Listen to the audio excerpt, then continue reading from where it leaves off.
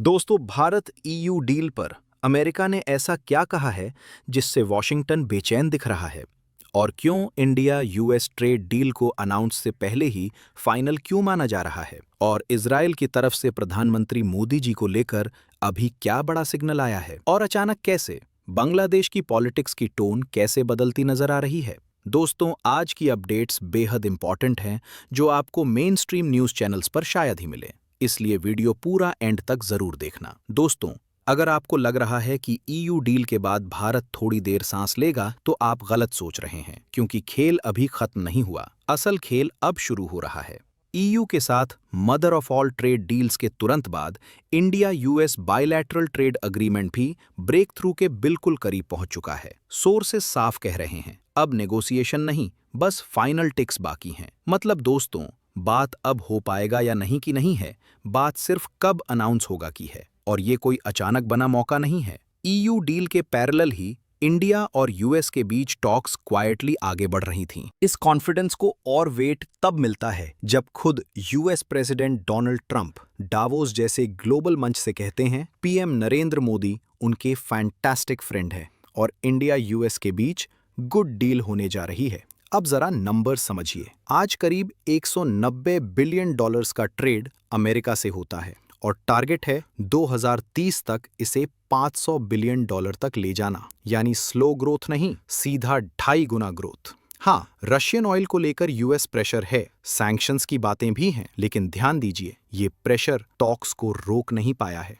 Tone अब भी constructive है और यही असली कहानी है दोस्तों। ये डील सिर्फ टैरिफ्स या एक्सपोर्ट्स की नहीं है, ये जुड़ी हुई है आत्मनिर्भर भारत, मैन्युफैक्चरिंग पुश और हाई टेक सप्लाई चेन से। ईयू के बाद अगर यूएस डील भी फाइनल होती है तो मैसेज बिल्कुल साफ होगा। इंडिया अब ट्रेड डिप्लोमेसी में रिएक्ट नहीं कर रहा, डायरेक्शन तय कर रहा है। आपको क्या लगता है, क्या 2026 भारत के लिए ट्रेड पावर बनने का साल होगा? कमेंट में अपनी राय जरूर दीजिए। अब बढ़ते हैं अगली खबर की ओर। दोस्तों, ईयू इंडिया ट्रेड डील को लेकर एक अजीब स्थिति बनती दिख रही है। बाहर से देखें तो ये एक इकोनॉमिक एग्रीमेंट है, लेकिन अंदर से ये वेस्टर्न वर्ल्ड की एक बड़ी कॉन्ट्रडिक्शन को उजागर करता है। दरअसल ईयू ने इंडिया के साथ एक बड़ा फ्री ट्रेड एग्रीमेंट फाइनल कर लिया है। इस डील से यूरोप को साफ फायदा दिखता है, एक्सपोर्ट्स बढ़ेंगी, कंपनीज को राहत मिलेगी और स्लो इकोनॉमी को थोड़ा सपोर्ट मिलेगा। लेकिन जैसे ही ये डील सामने आती है, वॉशिंगटन में डिस्कम्फर्ट बढ़ जाता है, क्योंकि अमेरिका इस पूरे मामले को यूक्रेन वॉर के लेंस से देख रहा है। अब पूरा मामला समझिए। रशिया का क्रूड ऑयल इंडिया जाता है, इंडिया उसे रिफाइन करता है और वही रिफाइंड फ्यूल यूरोप खरीदता है। यानी ऑन पेपर सैंक्शंस, लेकिन ग्राउंड पर एनर्जी फ्लो चालू। और यहीं से सवाल खड़ा होता है, अगर यूरोप खुद इस लूप का हिस्सा है तो फिर मोरालिटी और सैंक्शंस की लाइन कितनी टिकाऊ रह जाती है? अमेरिका इसी कॉन्ट्रडिक्शन की तरफ इशारा कर रहा है। उसका कहना है, जब रशिया यूक्रेन वॉर चल रहा है तो ट्रेड प्रायोरिटीज इतनी आसानी से कैसे एडजस्ट हो जाती हैं? दोस्तों, ये सिर्फ ईयू बनाम यूएस की बहस नहीं है, ये उस गैप को दिखाता है जहां जियोपॉलिटिक्स की बातें और इकोनॉमिक रियलिटी अलग अलग दिशाओं में चलने लगती हैं। इंडिया यहां किसी आर्ग्यूमेंट का हिस्सा नहीं बनता। इंडिया बस वही करता है जो नेशनल इंटरेस्ट कहता है, एनर्जी सिक्योरिटी, मार्केट एक्सेस और स्ट्रेटेजिक ऑटोनॉमी। और यही वजह है कि ये पूरा मामला एक सिंपल ट्रेड न्यूज नहीं रह जाता, ये सिग्नल बन जाता है कि यूक्रेन वॉर के बीच वेस्टर्न यूनिटी अंदर से प्रेशर में है। आपको क्या लगता है, क्या आने वाले समय में ऐसी कॉन्ट्रडिक्शंस और खुलकर सामने आएंगी? आप क्या सोचते हैं? कमेंट में अपनी राय जरूर दीजिए। अब बढ़ते हैं अगली खबर की ओर। दोस्तों, जियोपॉलिटिक्स में कई बार सबसे अहम खबर सीधे हेडलाइन में नहीं दिखती, वो इशारों में आती है और उस जगह पर आती है जहां आप आम तौर पर उसकी उम्मीद नहीं करते। आज भी कुछ ऐसा ही हुआ। न्यू दिल्ली में हॉलोकॉस्ट रिमेम्बरेंस का एक कार्यक्रम था, हिस्ट्री को याद करने का मौका। लेकिन उसी मंच से इंडिया इजराइल रिश्तों का अगला कदम बिना शोर के साफ दिखाई दे गया। इजराइल ने कंफर्म कर दिया है कि प्राइम मिनिस्टर नरेंद्र मोदी को इजराइल आने का इनविटेशन दे दिया गया है। तैयारियां शुरू हो चुकी हैं, डेट्स बाद में आएंगी, लेकिन डायरेक्शन अभी से क्लियर है। अब सवाल ये नहीं है कि इनविटेशन आया या नहीं, सवाल ये है, ये इनविटेशन यहीं और अभी क्यों आया? हॉलोकॉस्ट की याद, हेट्रेड और एक्सट्रीमिज्म के नतीजे और उसी के साथ टेररिज्म पर खुली बातचीत, ये सब अपने आप इंडिया और इजरायल को एक ही फ्रेम में खड़ा कर देता है। क्योंकि इंडिया भी जानता है कि हिंसा की शुरुआत गोलियों से नहीं होती, वो शब्दों से शुरू होती है, डीह्यूमनाइजेशन से शुरू होती है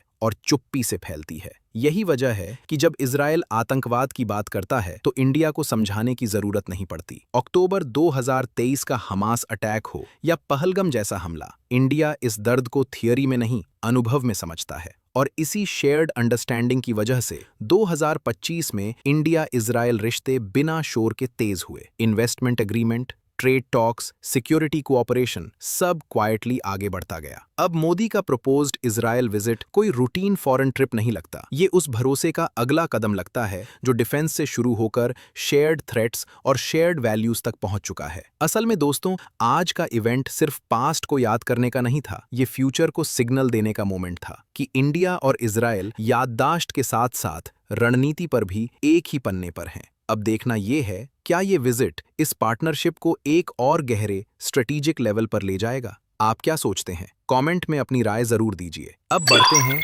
अगली खबर की ओर। दोस्तों, बांग्लादेश की पॉलिटिक्स में अब टोन बदल चुका है। चुनावी मंच से सीधे सीधे बड़ा बयान आ गया है। बांग्लादेश जमाते इस्लामी के प्रमुख शफीकुर रहमान ने रंगपुर की रैली में साफ शब्दों में कहा, बांग्लादेश ना पाकिस्तान बनेगा, ना अफगानिस्तान और ना ही ईरान। यानी मैसेज बिल्कुल क्लियर है। रहमान ने कहा, अगर जमाते इस्लामी सत्ता में आई तो बांग्लादेश की पहचान अलग और सुरक्षित रहेगी। उनका दावा है, शासन चार्टर ऑफ मदीना के मॉडल पर, कानून सबके लिए बराबर, हर धर्म और हर वर्ग को समान अधिकार। इलेक्शन प्रॉमिसेस पर भी सीधी बात, हम झूठे वादों से वोट नहीं मांगेंगे। रहमान ने बेरोजगारी को लेकर बड़ा दावा किया, एक भी परिवार बेरोजगार नहीं रहेगा। फॉर्मर पीएम शेख हसीना पर हमला करते हुए रहमान ने कहा, मदर ऑफ ह्यूमैनिटी नहीं बल्कि मदर ऑफ क्रूएल्टी, और चेतावनी भी दी, नए फैशिस्ट पैदा नहीं होने दिए जाएंगे। उन्होंने 5 अगस्त 2024 के बाद की हालत पर नाराजगी जताई, अराजकता, झूठे मुकदमे, जबरन वसूली, और कहा, लोगों ने शांति की उम्मीद की थी लेकिन ग्राउंड रियलिटी कुछ और है। नॉर्थ बांग्लादेश पर खास फोकस, 54 साल बाद भी रंगपुर पीछे, देश का ग्रैनरी होने के बावजूद किसानों की हालत नहीं बदली। रहमान का वादा, किसानों को सही दाम, रीजन का रियल डेवलपमेंट। सबसे बड़ा मुद्दा तीस्ता रिवर प्रोजेक्ट। रहमान ने कहा, तीस्ता को बचाना प्रायोरिटी नंबर 1। नॉर्थ बांग्लादेश का फ्यूचर इसी से जुड़ा है। तो दोस्तों, कुल मिलाकर जमात सॉफ्ट इमेज दिखाने की कोशिश में, आइडेंटिटी पॉलिटिक्स से दूरी का दावा, लेकिन स्टेटमेंट्स बेहद शार्प हैं। अब देखना ये होगा, बांग्लादेश की जनता इन बातों पर भरोसा करती है या नहीं। आपको क्या लगता है, ये रियल चेंज का सिग्नल है या सिर्फ इलेक्शन रेटोरिक?